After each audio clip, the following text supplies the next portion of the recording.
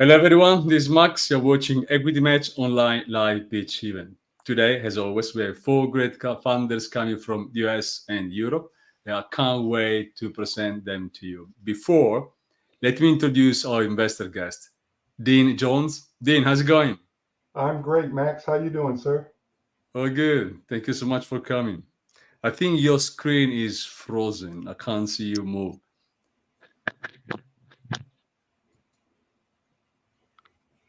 Here we are. Dean, if you want to give a short introduction to yourself before moving to presenting our founders. Well, good day to everyone. My name is Dean Jones. I'm a venture partner here at Playbook Investors Network based in the vibrant city of Dallas, Texas.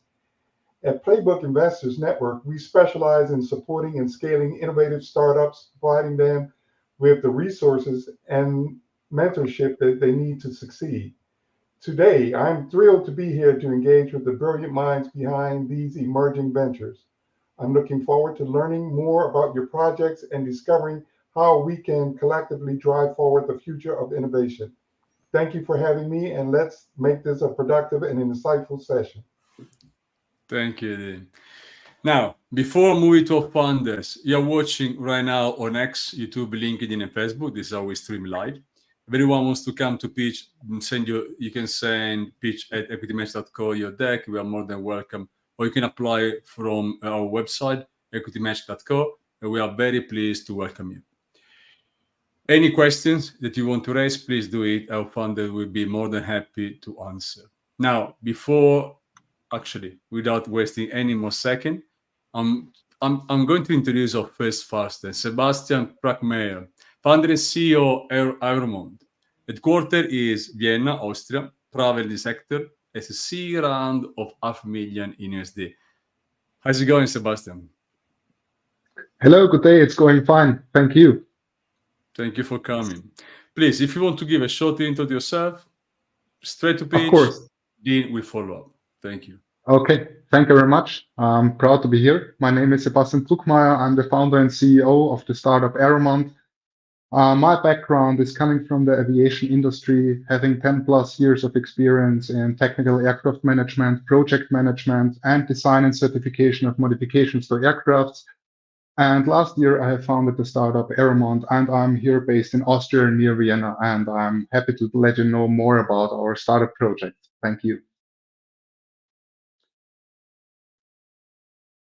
So, the problem we experience and we identified is if we are traveling from A to B, and let's say we're using on this distance 3 different airlines, we will find at the end that each and every airline is having a different system with different functions to serve the passenger as part of the onboard service.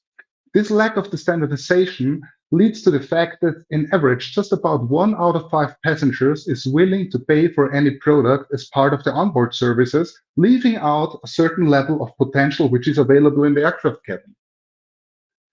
So our innovation then finally helps the passengers and the airline operators as well as railway companies with an easy-to-use standardized system with streamlined functions so that they can order products and services as part of the onboard services directly from their own device, such as a mobile phone or a tablet.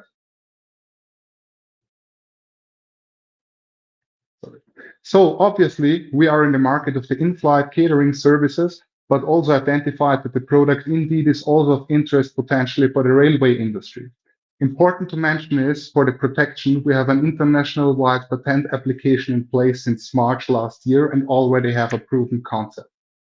So as previously identified, the current market is actually just 20% of its potential since just 1 out of 5 passengers is paying for a product. The system, of course, is not just consisting of a mobile app, but in fact, it's a complete standardized system which contains of a server, which is a cloud-based system containing of all the user profiles and airline profiles. And then we have an individual web server installed on each and every aircraft serial number the Aeromond system is operated. And also we have a tablet, of course, which is the visual presentation device for the cabin crew. And in fact, we enable a real-time offline communication network inside the aircraft cabin. So it works quite simple like an Amazon app. If you have a user profile, you enter the aircraft, the network is being activated by the cabin crew, you open up the app, connect with the Wi-Fi, and then you scroll through the menu, select any product, and in the same second, the cabin crew will get the notification that you, located on seat 27 Bravo, for example, ordered a product, and they will bring it to you, and the payment will happen automatically in the background. So the system has all kinds of capabilities, such as real-time communication between a passenger and the cabin crew, which might be a chat message only, but it also contains like the onboard service function to order a product, which includes automatic payment. On the later stage, also entertainment and streaming functions will be implemented. So here we can see some numbers. The interesting aspect on the system is that we have around 85% of smartphone users worldwide. 60% of them are willing to use e-commerce and to make mobile payments. And then we have the psychological component that about 10% of passengers are affected that they would purchase a product when using mobile payments, which they would not do without a mobile payment. This finally leads to an additional operating profit for the airlines of plus 30%, whereas at the same time, due to the generation of data, we are making a more precise planning of the warehouse management possible, which is reducing the weight and the waste inside the cabin. So we also have a kind of a green footprint.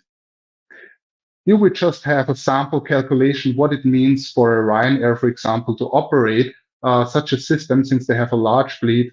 The operation of such a system, by reflecting the plus 30% additional operating profit, would lead to plus 25 million euros per year on offered in-flight services. Here we have the same sample calculation for the railway industry, where we are not going into detail yet. So our income mainly comes from the airline market, railway market, and catering market, where we are focusing on subscription fees, but we also have initial hardware fees. On a later stage, we will also have transaction fees for all the purchases made. And then we have on the right-hand side our net profit, together with all the costs, which we will see on the next slide. So we have a global market size for the airline industry of $20 billion per year. And the biggest point how we make money is the software as a service fee, which will be around 600 euro per aircraft serial number per year for the software usage. We're currently in the prototype development already, so we are building already the mobile app, and in August we'll start with the hardware development of the system. We already have a validated customer and passenger demand, and last year we have successfully closed 2 public grants. Of course, there's also a competitor available on the market, the biggest competitor being Moment, having a similar system, but not having the function of the real-time communication and the automatic payment in the background, and they're more focusing on the in-flight entertainment function. We have an advisory board consisting of 2 well-known airline managers of the aviation industry in Austria, and we have individual experts in our team covering the expert fields needed to develop the prototype system. In short summary, we need $500,000 of capital in this seed stage to enable the prototype development, where the biggest portion is for engineering costs, development costs, certification and design, and testing costs. And this leads to the final slide, where we say we are raising 500,000 euros in this stage, and we will have a market-ready product available within 12 months' time, which means like Q3 of the next year, 2025, and then we are ready for market entrance. Thank you very much. Thank you, Sebastian. Thank you so much. Dean, please, I leave everything to you. Okay. So, Sebastian, I'm curious how you plan on kind of scaling this to the U.S. I see that you're focused in Austria now, and I want to see how you plan to scale in the U.S. or other countries outside of Austria. Okay. For the scaling, of course, certain efforts and capital is needed for marketing and sales at the later stage. However, this strategic product has a positive effect that if one airline sees that another airline, which is a potential competitor, makes plus 15, plus 30 or more % on operating profit for in-flight services, the other airlines coming automatic under pressure to also have ancillary revenues generated. So the airlines are always fighting on the ticket prices getting lower and lower, so they need to make money through other sources. If we enable an individual airline to have ancillary revenues generated and optimized through the in-flight service market, then the other airlines would automatically jump onto this solution also. So I'm based here in Dallas. So you have American Airlines is headquartered here, and Southwest Airlines is headquartered here as well. So with that current climate for competitive products and competitive markets, how do you guys plan to capture those markets and get attraction from customers? Right now, you have media products where you can go on, when you're on the plane, you can go and watch a movie or watch television. How do you plan to come into that market?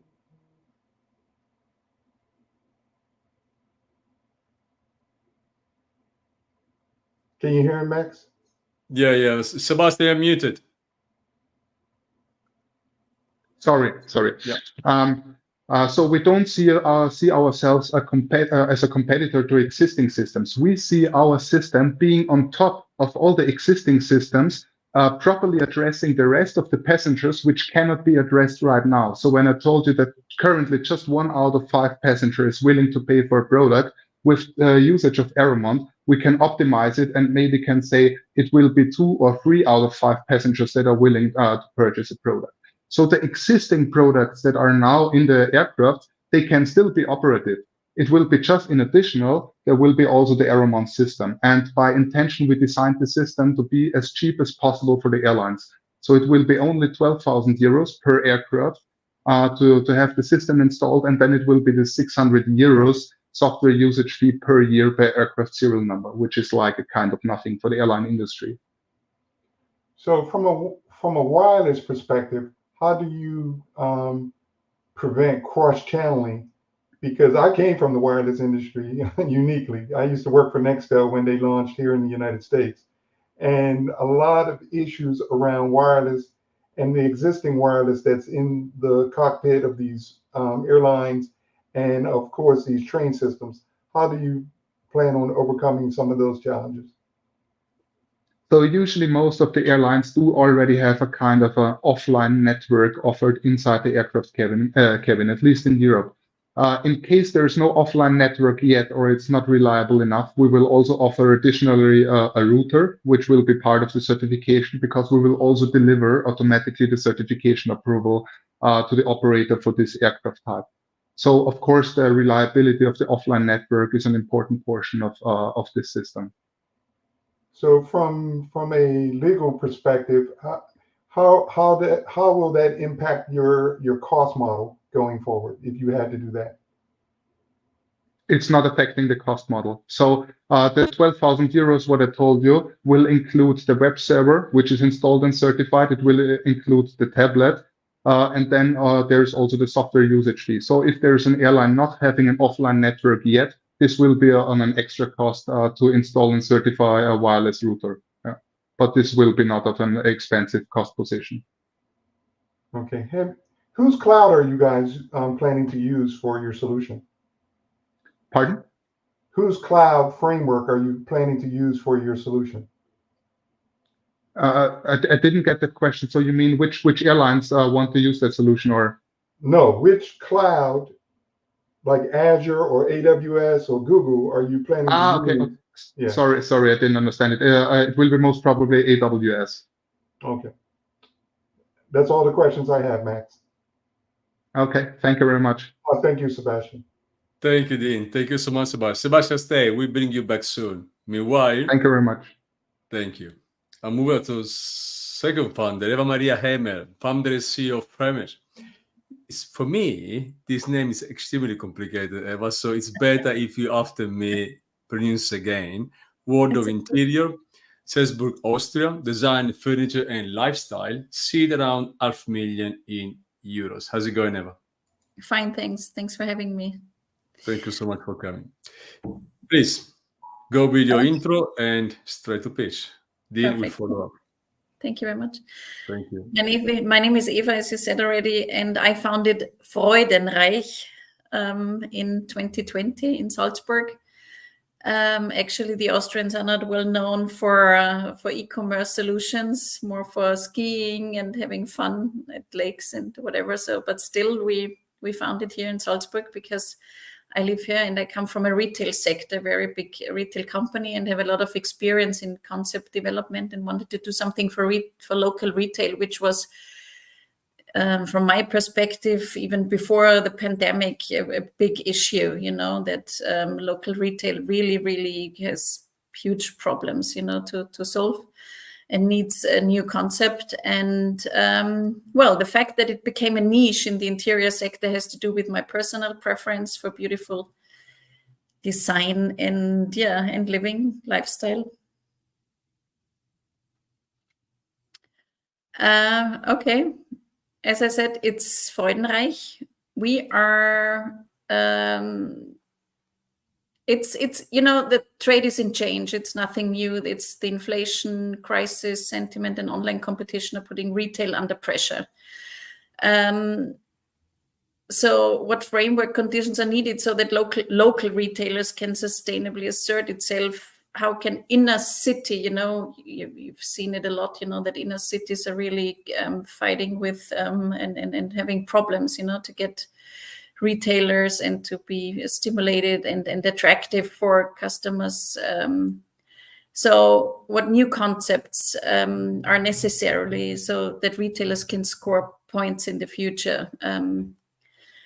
I think we have to be honest, when I came into this business and I began with this concept, I wanted to save retailers. I don't want to save them anymore because some of them can't be saved anyway. It's so, life has completely changed with retailers and local retailers. So I think we have to rethink and restructure and recooperate again and do just, do something different, because old ways definitely won't open new doors. So what we now focus on is actually kind of back to the future. We say we strengthen home interior and lifestyle retailers in their in-store and online business.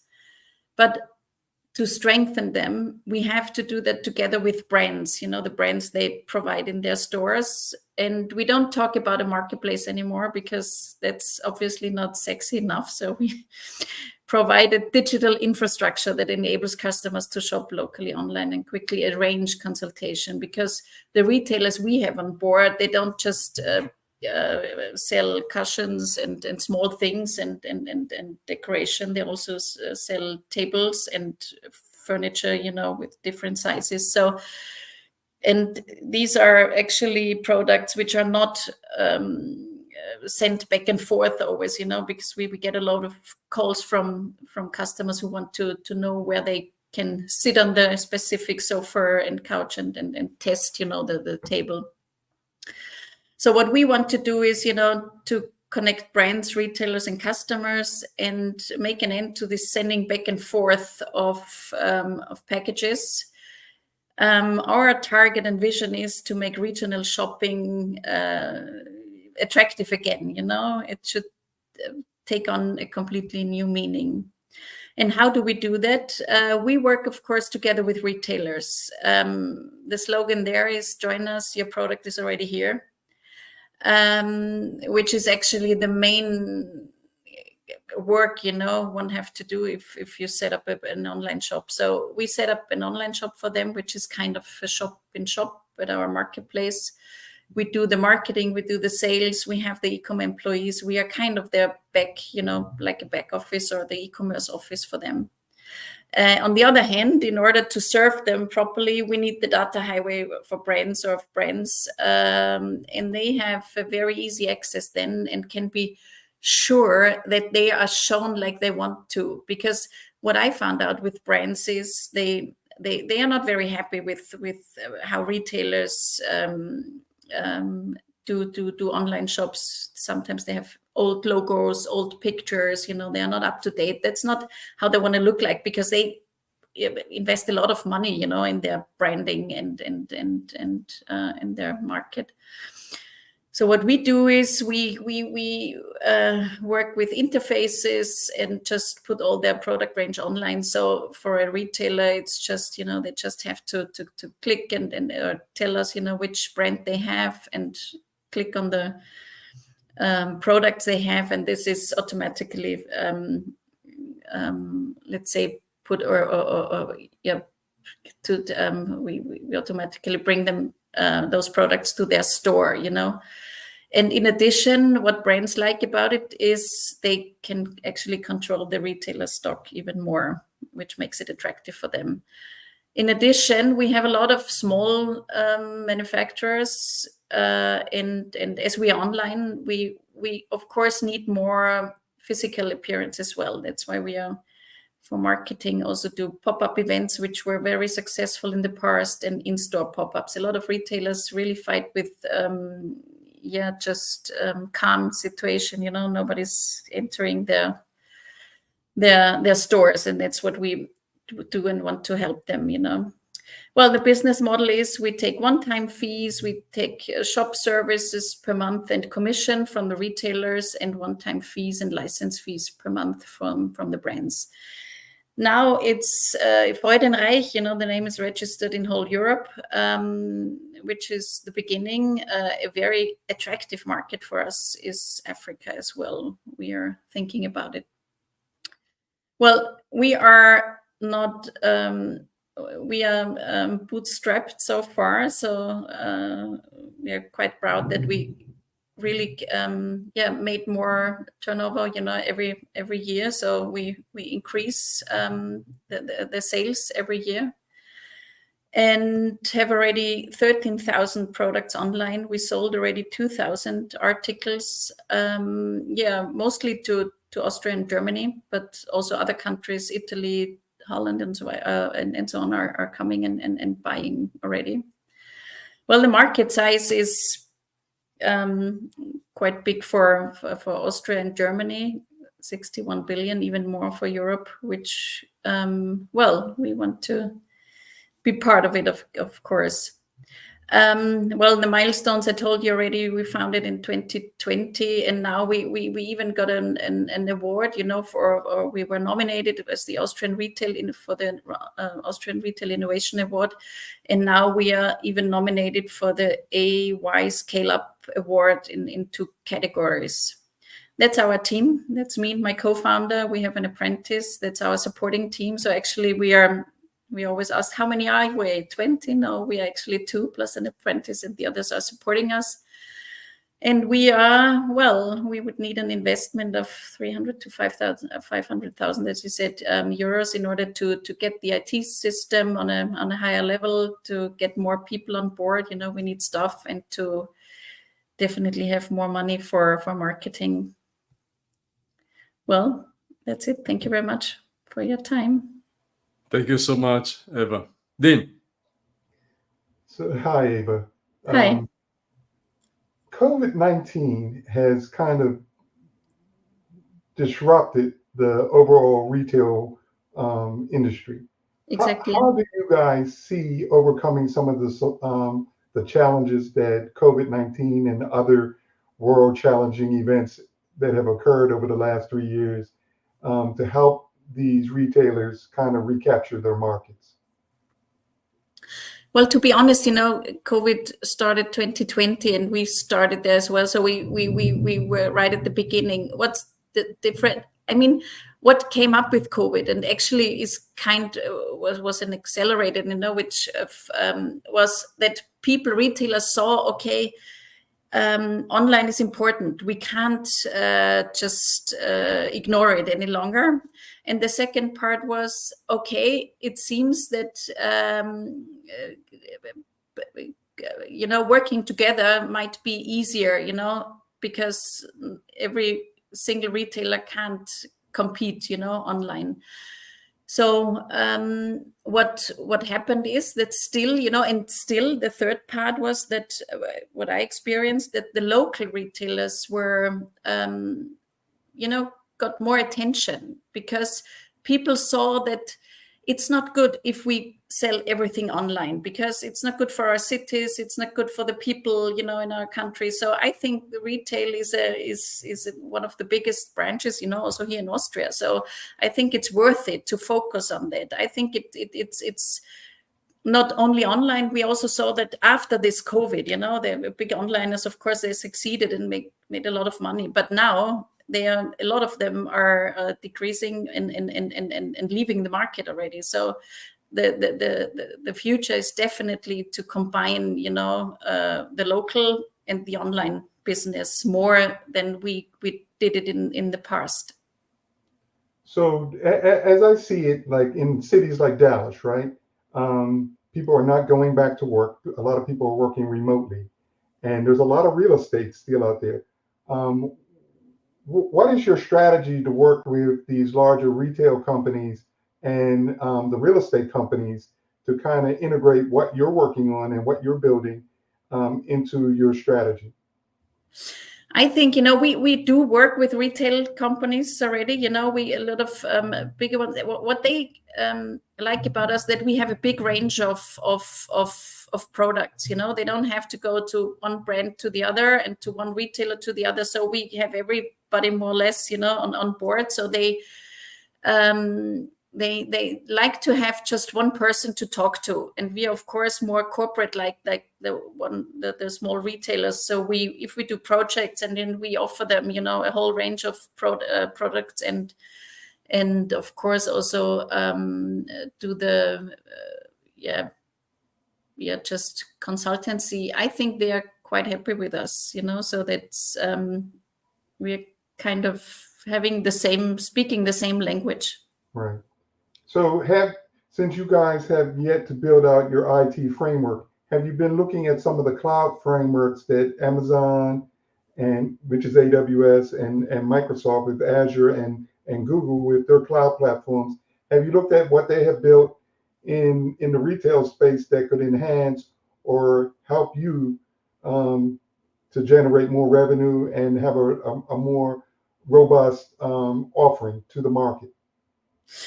Well, no, not yet, because now we are working with an open source like WordPress, and of course with a lot of Google. So we are thinking about, it depends a little bit, because we are not a kind of this marketplace like others, like you say, Amazon, where all the retailers put their products online. That's actually in our case, it's a little bit leaner, because we don't even want that retailers put their products online, because it's always a mess, at least with us, So that's why we want to work with big brands and load up products with an interface. So I think we can keep it a little more simple, and easier, and don't even see an advantage to have this classic marketplace, because it costs a lot of work on the retailer's side, and it doesn't give us the quality, to be honest. That's what we experienced the last years. So we said, okay, it's even better to just keep it sweet and simple, get the products from the brands, and just just show the different, the different retailers and suppliers in your region. That's probably easier. So what I've seen over the years is like companies like Microsoft and Amazon and Google, who are in this space. And what they try to do, and you'll see it in a lot of their marketing literature, they try to work on solutions that give a multi-channel view of the customer, whether it's in store or online or some other presence.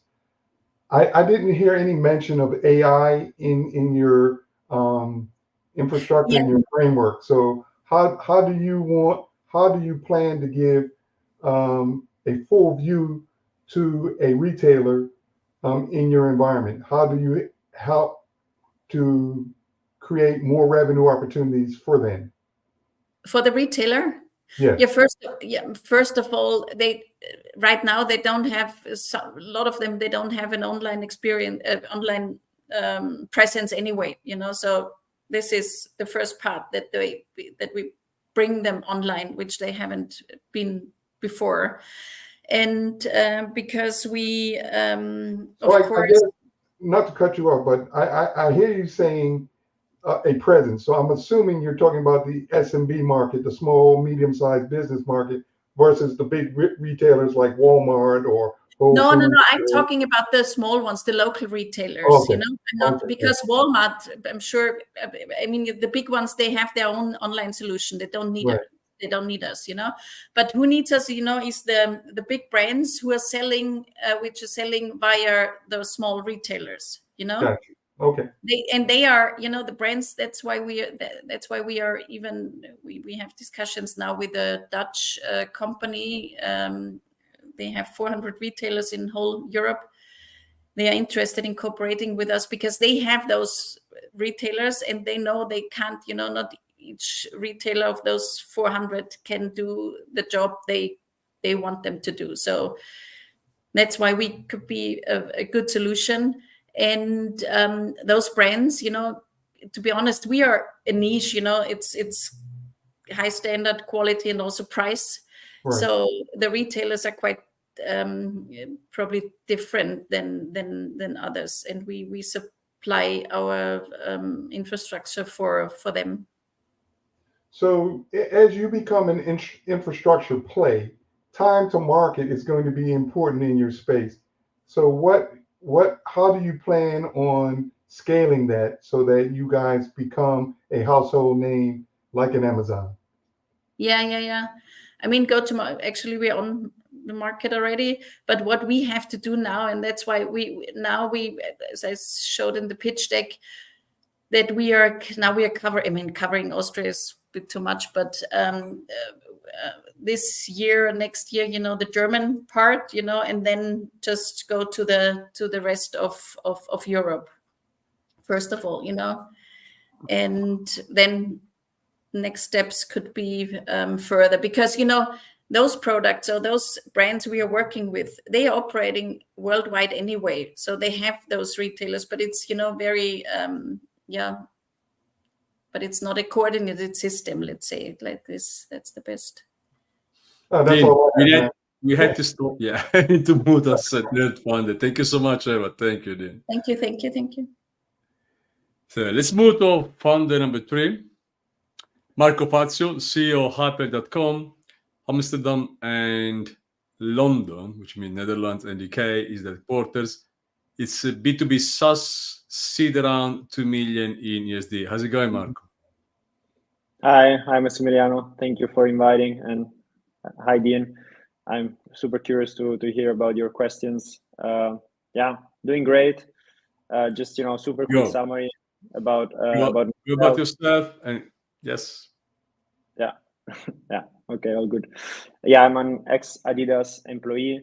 I worked in e-commerce from quite some time now. I also had my own e-commerce brand called Lito Travel that I sold last year, and also was featured in Forbes 30 under 30 in retail and e-commerce in 2023. And now I founded this new company, IPO, where we basically build paid loyalty programs for e-commerce brands. And yeah, super excited to tell you more. Awesome. All right, there you go. So at IPL.com, we launch paid memberships for e-commerce brands. Let's dive into the problem first.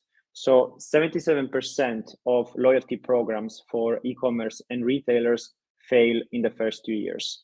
Most of these programs, they use free points-based systems. The problem with the free points is that because people don't pay anything, but they just receive something for free, they forget about it, the experience is not seamless, and therefore the engagement of this loyalty program is low. Then McKinsey found out that the paid programs are 2 times more effective than free loyalty points. And the biggest example is really Amazon Prime, where everybody knows about it. People pay $9 per month to get free shipping, discounts, and so on. So we are bringing this technology and ecosystem from Amazon to Shopify. So we're working with Shopify first brands to bring prime experiences and create paid loyalty programs for their customers. So basically, customers, they go on their store, they get upsold a loyalty card with a membership fee, whether it's monthly or per year, with benefits attached to them. These benefits can be through, as I said, discounts, free shipping, cashbacks, for example, and it's great because it increases the average order value of the customers for the brand, and also starts creating annual recurring revenue for brands that are normally used to have one-time purchases. This is great for their valuation and also for the investors of the brands and retailers. Obviously, this is something that has been out there in the market for quite some time. We created a unique gating technology using blockchain that allows VIP-only sessions that are personalized. And the most important thing, there is no need to create a brand login. Another big problem we saw with loyalty programs is that, basically users, they forget about the password, they don't want to log in, they want the experience to be seamless in order to enjoy the benefits. And that's why we created a system that connects to Google accounts directly for consumers and shows the benefits directly on the UX of the store. So yeah, we started with a few retailers online, and what we saw is that by creating these memberships and loyalty cards on the store, we're able to upsell about 8 to 10% of the orders, which basically means that we can target, the top 10% of the customers of the store. For these customers, we saw an increase of 180% of average order value with paid memberships, and an increase of the frequency of purchase of plus 40% over the first 4 weeks. We start monetizing as a plugin, basically. So we start with Shopify because it's a pretty large ecosystem. We're also already built the same on WooCommerce, and then for larger retailers on other platforms like BigCommerce, we go custom. But we start by getting a lot of retailers in a freemium model. So we get the app to be installed for free. And then we start monetizing both with commissions from the card revenue, so from the membership. So for example, if we are getting a membership of $10 per month, initially we get $3 per month for each member. And then we start monetizing as a SaaS, the more the number of paid members from the brand. This billing happens automatically in the Shopify App Store, so that basically we grow together with the brand and with their loyalty program without relooking into pricing. So yeah, so now it's a great time to invest into membership and loyalty programs. The global loyalty software market is pretty big, 28 billion, and also growing fast.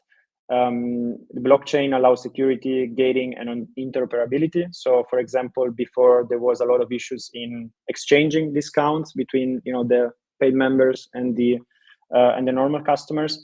But through blockchain, we're able to create unique identifiers so that basically the benefits are only associated to the actual paying member. And most importantly, there is a big shift in the e-commerce landscape, as we were mentioning before as well, from just looking into online acquisition because of cost of advertising be high, because of post-COVID decline of e-commerce and so on. So shifting from online acquisition to loyalty, customer retention, and making sure you're doing more for your existing customers and your top loyal customers. So that's why it's a great time to start in this space. Me and my team, we've already exited a startup in the e-commerce space. So a D2C brand itself, now going into the software space. About myself, as I already mentioned, I was working in Adidas, went into Forbes for retail and e-commerce. Andrea has launched more than 20 products to the market through Shopify and Kickstarter. So in the e-commerce space, has raised more than 15 million in e-commerce. And Akshay is our CTO. He's a Stanford engineer with a lot of experience in Shopify development and blockchain. And we are the right team to tackle this market. So when it comes to the competition, this is a little bit the overview of how the Shopify App Store looks like. It's a little bit like the Google and Apple App Store for mobile apps, but this is targeting, of course, the Shopify store owners. There's a lot of loyalty apps, but actually there's only a few that were able to gain enough traction to become large, and also, you know, a unicorn, for example, with Yotpo. But there's not many players when it comes to paid memberships, except one player in the US that raised an 8 million seed round and is already reached more than $1 million in annual recurring revenue in less than 18 months, which proves the potential for more players coming in and the white space being on these app stores, whether it's on Shopify, on WooCommerce, on BigCommerce, on these large e-commerce infrastructure platforms where the brands live. Yeah, so when it comes to us, we're raising 2 million to onboard 250 brands by the end of next year. We already raised $200,000 from Techstars and the ABN AMRO Bank. We have the first customers live on our private release of the Shopify app, but we are pushing a lot when it comes to outreach and B2B sales. So we have a pipeline of 102 small businesses that we spoke to. That's equivalent for us to $300,000 in our recurring revenue. And then from this conversation, we actually started gathering interest also from the enterprise segment, which obviously is a much bigger 3.5 million opportunity already with the conversations that we have in our pipeline, but also with longer sales cycles and therefore with longer timelines. So that's a little bit about the company. Super curious about your questions and join the IPO. Thanks, Marco. So Marco, I'm interested in what you have here. I'm just curious. Now with TikTok kind of moving out here in the United States because of the congressional bans and the executive orders that they've put on this company, how do you guys plan to leverage the influencer market in your market to increase potential sales and generate more activity for these brands? Yeah, that's a great question. So that TikTok leaving the US potentially gives even more pressure to the fact that brands need to bring traffic to their websites. So this has already happened with Meta and Instagram, Facebook, with the fight with Apple, reducing the targeting and therefore decreasing the ability of brands to acquire customers from these platforms. By also removing TikTok, that means that you have even less places where to bring traffic from, and that's why the best solutions that are coming up are those that leverage the first party data, so the data that the brands have already.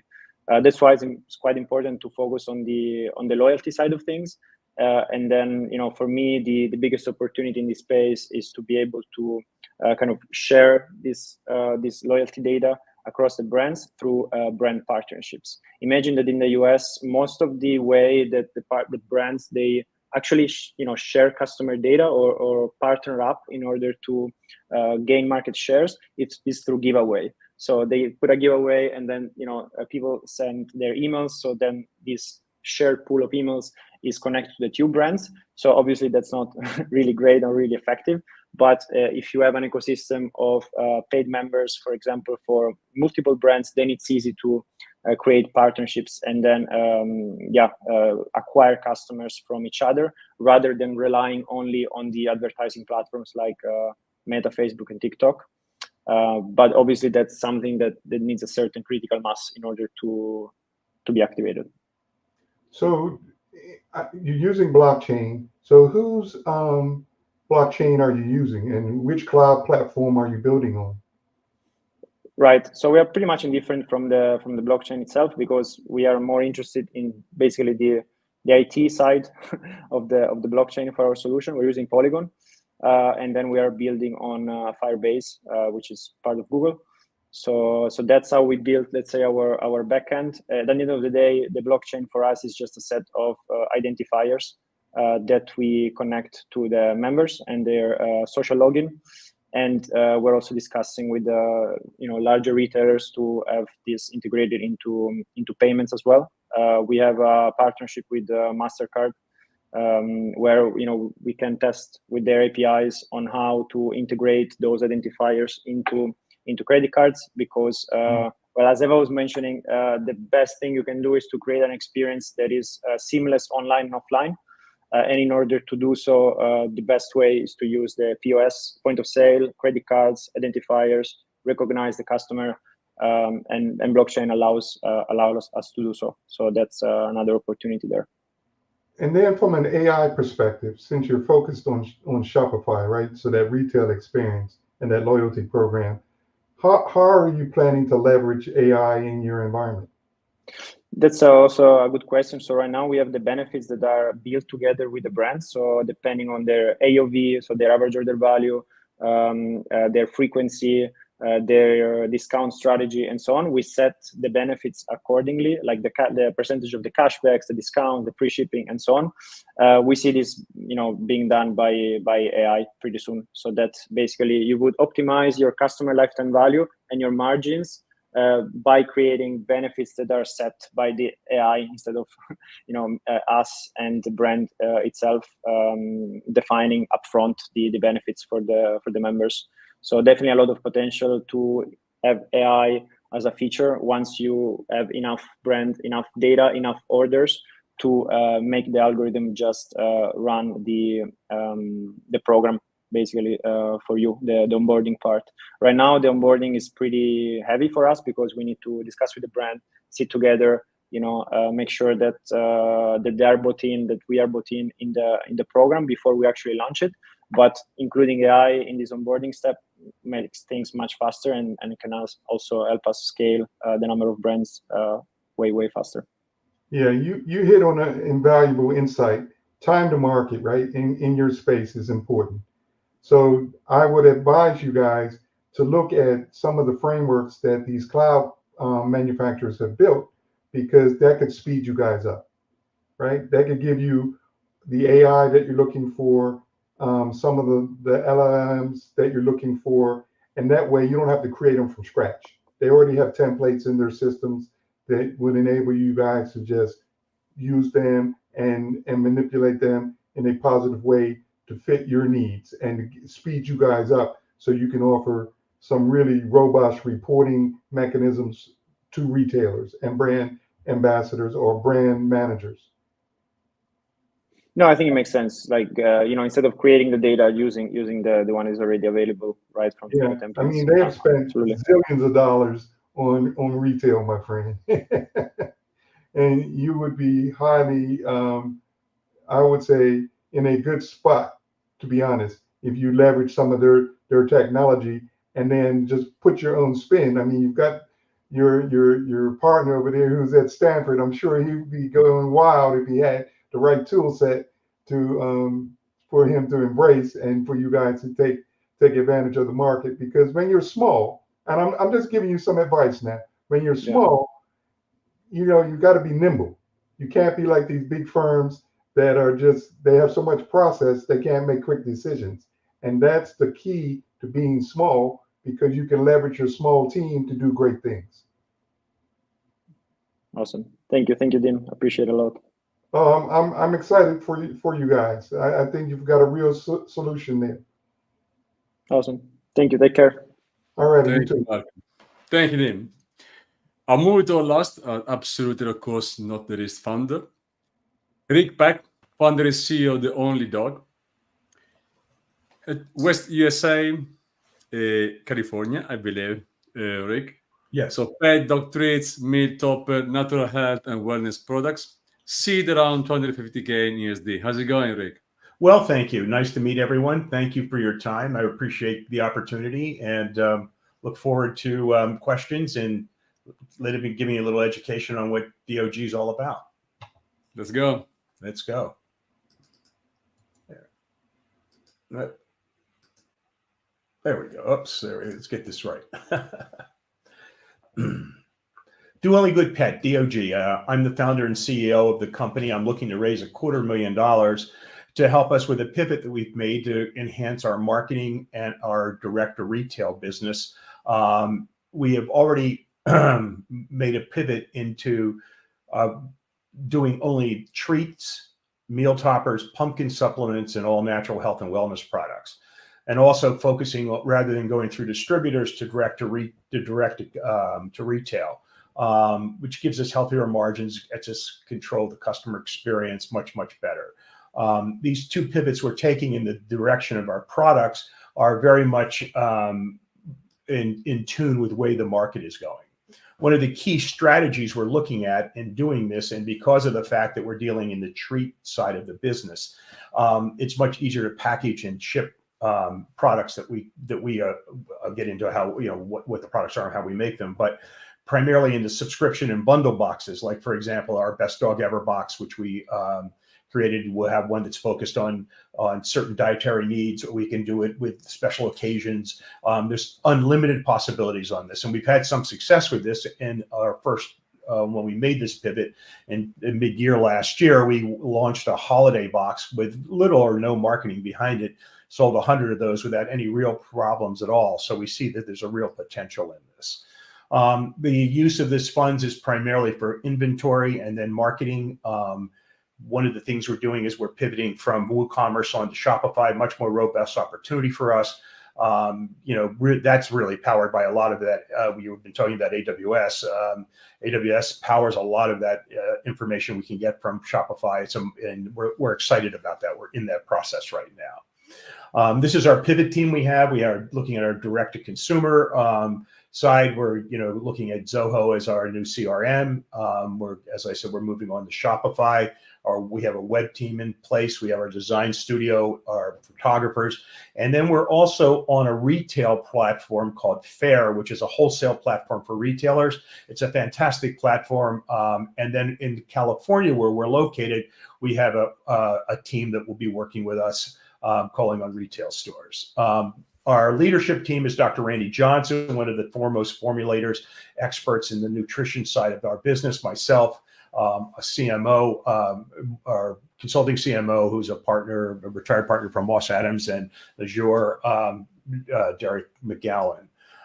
This is our product line. We make a line of real meat treats. We do nothing to them. This is our uniqueness to this. We air dry them.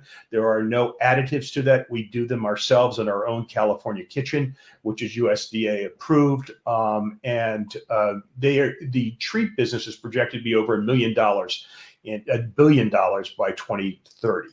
We also do a organic sweet potato, which is also a vegan option or veggie option, also very good for dogs, which is a California air-dried product as well. We do a line of plant-based biscuits. People are moving into this area where, if you're a vegetarian or vegan type, if you eat that way yourselves, you want to kind of give your dog that option as well. And the other nice thing about these biscuits are they're tested and very palatable, which is a key thing when you're dealing with non-meat products and dogs.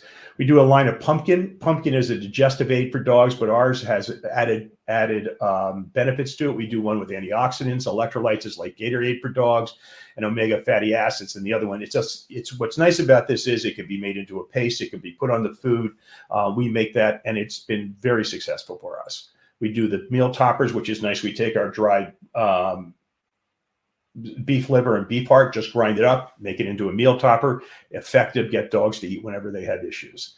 This is our line of all natural. There is no chemicals in these. They are all botanical. We do an organic CBD. We do an all natural flea and tick with CBD oil, a nose and paw balm for dogs, which is also has CBD oil, and a shampoo bar, which is ecologically the new thing now. Is there's no plastic involved. So we've had some traction. We've got retail sales. We've got 5 retailers that we're working with right now here in California. We have 2 which we have on Fair, which are national. Looking forward to build that business, and our D2C business is just starting to kick in again. So we're very excited about that. So we're looking forward to, and we find that we're getting about an 89% reorder rate on our online, the online customers we have, which by the way is limited, but we will build that. Okay, if I can get this thing to move, there we go. This is, I have a 2-year kind of projection on this. I won't go through this, but I can give you an idea of what our revenue and sources are in a summary. That's not a problem. One of the things we do is we give back. We have, we contribute 1% of what we do to the reducing carbon. And then we, that's pretty much the recap of the company. I was trying to get under our time there. So I'm happy to answer any questions. I appreciate it. So shoot away. Thank you, Rick. Dean. Hey, Rick. Hey, Good, Dean. my friend. So, walk me through how you plan on scaling out from, you said you're initially in California. How do you plan on scaling out just in the U.S. and then eventually, I guess, globally as you look to expand and grow? So the product line that we have right now is pretty much a very up end line. It's focused to dog owners that on the retail side, for example, we would be more in a boutique or smaller retailer than we would be in a Petco or PetSmart here in the U.S. You know, these are air dried. There's no preservatives in them. It's very difficult for us to be, you know, in a situation where we're, you know, warehousing this product without having some sort of control over it. That makes us different. And that gives us a premium price on what we do. So independent retailers love us for that fact. And it also gives them a uniqueness that we're not on Amazon and we're not on, or we're not in Petco, PetSmart at this point. So we're looking to scale our direct-to-consumer business, obviously, you know, through marketing online and what have you. Our product line, as it stands right now, you know, we look to develop our growth primarily in the direct-to-consumer side of the business, and also the direct to retail. That's the key to making to our success. Our margins are much higher. Our product is really well accepted. I just met with a retailer here in California who has 3 stores, one in Aspen and one in Big Sky, Montana, and one in Santa Barbara. So they took us in all their stores. That literally just happened a couple of days ago. But again, they look at this and they say, this is a product that we can have and we can grow. And you know, it's, as I said to Max earlier, it's one of those things that the closer your dog sleeps to your bedroom, that's kind of our customer. And there is a niche out there for what we do. And we're not, you know, we're not a Purina brand. Let's put it that way. Gotcha. So from a growth perspective, because I see you're only asking for 250,000. Correct. If you had the perfect scenario where you could fully fund everyone that you need to bring on, from your guys who are direct sourcing from these farms and direct sourcing products, and then marketing and then selling, how much money would you truly need at that stage? Ideally, we could do $500,000 to $1 million. If we were in the $1 million range, we could add a line of canned products, which would be it's another area which is growing, and we have a source for that's pretty amazing. One thing I should say, let me step back a minute. When I launched the company, we were originally we were not direct to consumer. We were a wholesale company, and we made dry food and we made canned food. We made probably one of the best products you could buy out there. And then we launched just around COVID. We also made a grain-free product, and that grain-free product, there was a little bit of a scare with grain-free products, which turned out to be not even true. And the bottom line was, when I was in the process of going back to remake this, I said, this is just, you know, it's a difficult space to compete in with the food right now, especially with the kibble side of the business. So I pivoted out of that and just started to develop on our treat side of the business. And the reason was because we had more control over it. We can make it ourselves. We didn't have to deal with factories, and we were able to source the product much more directly. We didn't have to use a lot of brokers and stay on top of that. So we can honestly say we know exactly where everything in that bag that we make comes from. Whereas on the other side, it was difficult to do that. At our size. So at $1 million, we blow this through the roof. At $250,000 gets us to the next level where we are now, gets the transition into the Shopify, gets the social media side of it going, and gives us an opportunity to grow the business. I can see that I can show you the 24-month projections on this, but we're very scalable to continue to grow and also add additional product lines to what we do. For example, we could come up with a different line that we could go mass market with. that's not even an issue. With Dr. Johnson, who formulates all of this for us, he's probably the #1 guy in the world. He's formulated all over the world. He's got diets and treats and other products. Our pumpkin was formulated by him. He formulated all our other products. So we can grow the treat business, then we can grow into the wet food business as well. And that's an interesting opportunity. Most of that capacity in the US right now, the canned business and that wet business, has been sucked up by the larger brands. So the manufacturers are mostly owned by private equity now, the major manufacturers, the independent guys. And my kind of size is just difficult. So most manufacturers of my size or larger or smaller would go to Thailand and that's the new hotspot, USD approved factories.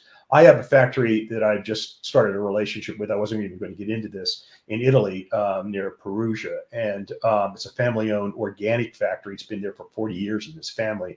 And I have a line of product there that they could make for us without any problems at all, formulated by Dr. Johnson. So we're very scalable. We have great opportunity into the marketplace. And I would just kind of at this point stay out of the dry business. It's a very difficult business. It's, but on no, I think you're in the right business. Yeah. Thanks.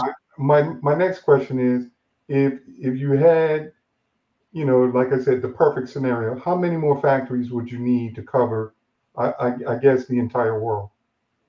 Factories? Yes. On the treat side? Yes. Well, the issue with the world is that with real meat treats, 100% meat, without any, it's difficult to export a lot of that because certain countries won't take our beef or our beef heart or our offal, which is we do beef heart, beef liver. Those types of treats are very difficult sometimes to do in a much broader basis. The dry treats we could go, we just would need one other factory.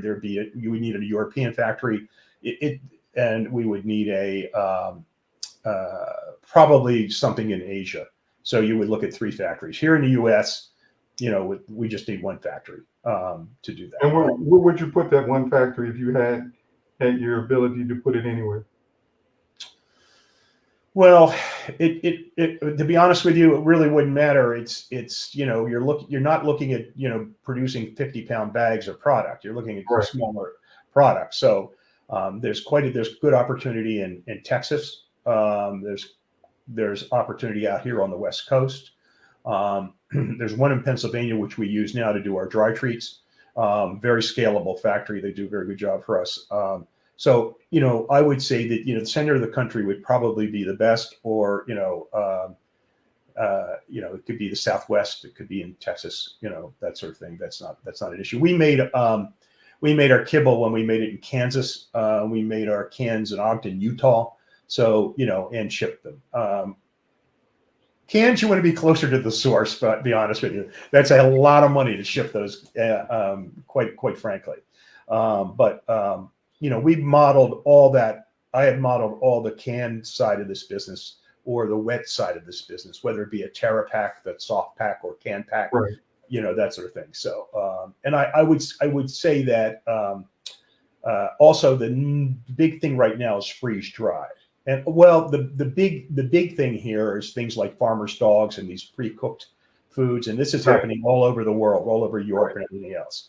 And that's all private equity driven. There's one called Spot and Tango. Spot and Tango, as a matter of fact, we're in the process of working with them right now. They're looking to do they do an upsell where they sell sweet potatoes. They're looking for us to make their sweet potatoes for them. So that's another aspect of what we can do for them. As a matter of fact, as I was talking with you, I just saw that they sent their pricing list in for what they're looking for from us for us, and that's the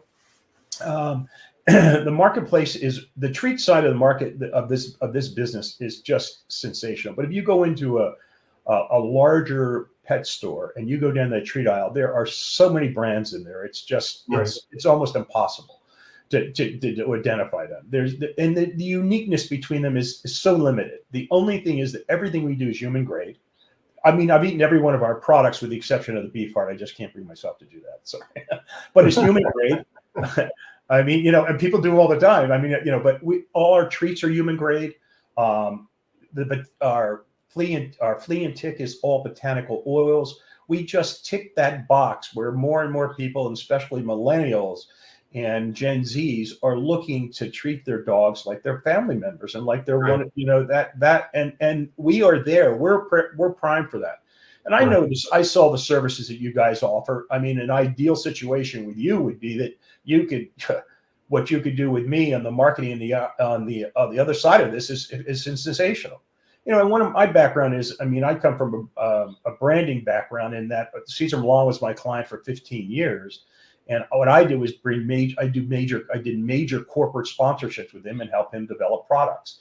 Gotcha. So, you know, I understand the marketplace and I understand the products that work. But we have definitely created a niche here and created a product that you know, is very saleable in a direct-to-consumer and smaller retail situation. So your botanicals, the CBD oils and the products coming, are they coming from marijuana or are they coming from hemp? Coming from hemp. It's a hemp, yeah. It's an organic hemp. We make them. We actually the formulator, and we have our own factory in a place called Shafter, California, which is right outside Bakersfield. Anyway, I can get more into that in great detail, but we make everything ourselves. We have a formulator that makes that for us specifically. Yeah, it's all okay. It's full spectrum, and it's 300 milligrams on our CBD oil. Okay, strength-wise. We had to close, guys, because we crossed 1 hour. But thank you so much, Dean. Rick, stay there. Don't go, because we are bringing all of funders right now. And let me start with Sebastian. Sebastian, the best 30 seconds elevator pitch ever done in your life. Why investing? Yeah, we're finally within the airline industry putting the passenger needs into the focus, who is finally the paying passenger. So we are enabling finally a seamless travel for the individual passenger.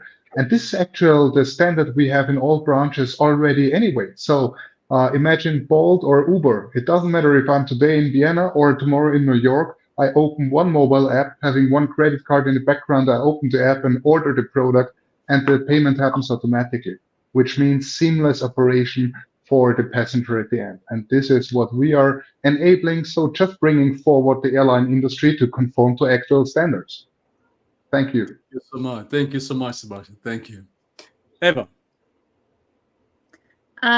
Why investing in us? I think we are the ones taking care of the local retailers, which is definitely a problem. I myself well known as somebody always being a bit ahead of time. So I also think that online is good, of course, but there is let's say there will come another time, and I think it's kind of back to the future that we combine it better with the local retailers, with the locals, which I'm sure will be appreciated by all of us when it comes to making our cities and streets and villages and whatever more lively again. Thank you, Eva. Marco. Yeah, investors love recurring revenue, and we are bringing recurring revenue to brands. So imagine if you were investing in thousands of Amazon Primes. Thank you so much, Marco. Rick, you're the one who's going to close today. Thank you. You know, we've done the heavy lifting. We've done on a product line that's very saleable, and we're in the process now of making that next step, and it's an opportunity to grow with us. You know, we have a specific focus, and I got to tell you, anybody who has a dog loves our products and rebuys. Thank you so much, Rick. Dean, as we are closing, would you like to give any more advice to funders, recommendation before we close today? Sure. Just quickly, all of you have great ideas. And remember, in this space, time to market is everything, and building trust with your suppliers and your clients and potential customers. So I'm just throwing that out there. Remember, time to market is everything when you're small. Thank you so much, Dean. Thank you everyone for coming. Rick, Dean, Sebastian, Mark, and Marco, and Eva. Thank you for everyone watching us today as we stream live now. But you can see all of funders going to our YouTube channel after this event is closed, and you can get in touch directly with the funders. We don't charge any success fee, zero. So any investment will go directly to them. You can contact them directly as you have all the information. Come to us, and we are more than happy to make a warm introduction. Thank you so much, guys, and thank you again. Thank you. Thank you, Max. Thank you very much. Thank you. Goodbye. Bye-bye. Thank you. Thank you.